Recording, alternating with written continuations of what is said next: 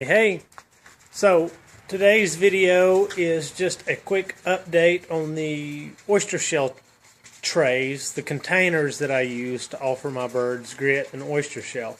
And from the overview video, there is evidence that the design needs improvement because there's poop in the trays.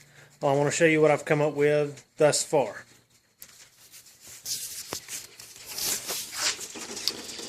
This was the first style.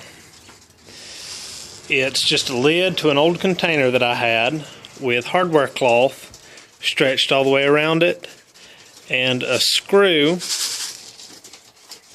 drove through it to keep it in place. That screw would go through the bottom of the cage and hold it in place.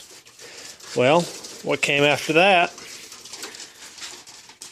was the same concept, with the corners bent down to elevate the tray some, and that helped. They still walked over it, but not quite as much.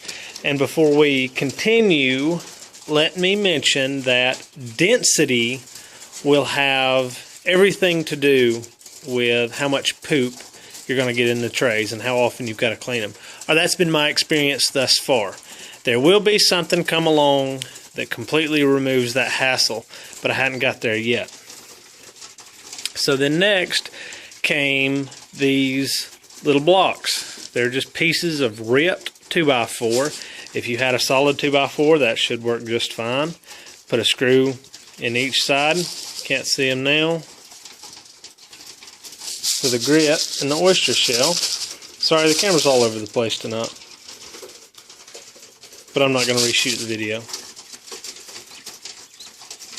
Got too many projects going on this evening, but I want to give you guys a quick update.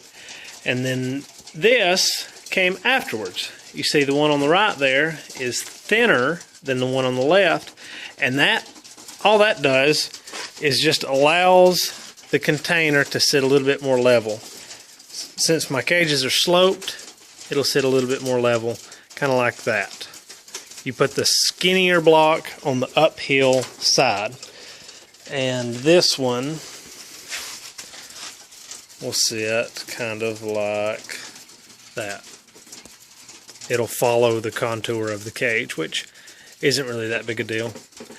The birds will still walk in these, but it must not be quite as comfortable for them because they don't get in there as often. Alright, thanks for stopping by. How do you guys and gals give your birds grit and oyster shell?